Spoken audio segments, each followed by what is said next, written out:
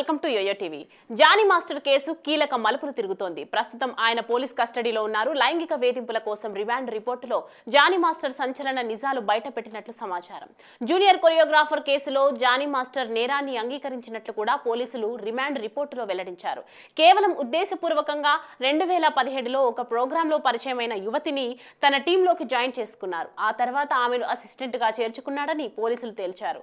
అదేవిధంగా 2020లో ముంబైలోని ఒక హోటల్లో తన అసిస్టెంట్ పై జానీ లైంగిక దాడికి పాల్పడినట్లు కూడా తెలిపారు. లైంగిక దాడి జరిగినప్పుడు బాధితురాలి వయస్సు 16 ఏళ్లుగా పోలీసులు తేల్చారు. 4 ఏళ్లుగా బాధితురాలపై పలుమార్లు లైంగిక దాడికి జానీ మాస్టర్ పడుతూనే ఉన్నాడని కూడా రిమాండ్ రిపోర్టులో పోలీసులు పేర్కొన్నారు. అంతేకాదు జానీ భార్య కూడా బాధితురాలిని బెదిరించారని పోలీసులు వెల్లడించారు.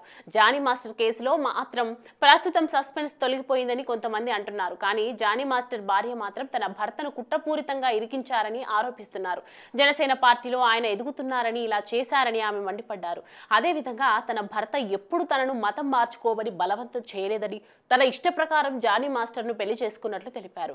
అంతేకాకుండా తన భర్త తప్పు చేసి ఉంటే నేనే వదిలేసి వెళ్లిపోతానంటూ కూడా ఆమె వ్యాఖ్యలు చేశారు. అంతేకాదు పుష్ప 2 సెట్లో గొడవ జరిగిందన్న దానిపై కూడా ఆమె క్లారిటీ ఇచ్చారు. ఆ రోజు సెట్లో నేను కూడా ఉన్నాను, అలాంటి గొడవలేం జరగలేదంటూ కొట్టిపారేశారు.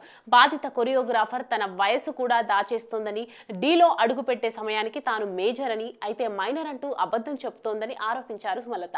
మొత్తం వ్యవహారంలో బాధితురాలి తల్లి ఎందుకు బయటకు రావటం లేదు, ఆమె ఎందుకు నోరు విప్పడం లేదని ప్రశ్నించారు.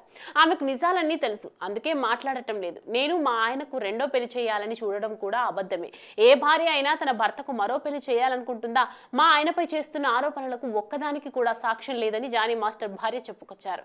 మరోవైపు జానీ మాస్టర్ నిజంగా నేరాన్ని అంగీకరించారా, ఎవరైనా ఒప్పుకునేలా చేశారా అనే ప్రశ్నలు వ్యక్తమవుతోంది. ఎందుకంటే ఇప్పటికే బాధితురాలు వెనుక బడా నిర్మాణ సంస్థల ఉందనే ప్రచారం జరుగుతోంది. అంతేకాకుండా హీరో బన్నీ కూడా సపోర్ట్ చేస్తున్నారని అంటున్నారు.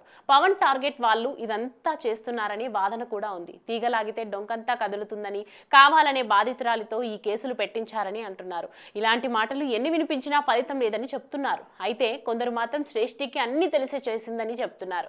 అలాగే ఇక్కడ ఒకవేళ లైంగిక దాడి జరిగితే 6 నెలల లోపు మాత్రమే కేసు పెట్టాలి, ఇన్నేళ్ల తర్వాత ఎలా పెడతారంటూ ప్రశ్నలు వినిపిస్తున్నాయి. మొత్తంగా ఎపిసోడ్ చూసుకున్నట్లయితే ఇద్దరు తప్పు ఉందని అర్థమవుతుంది.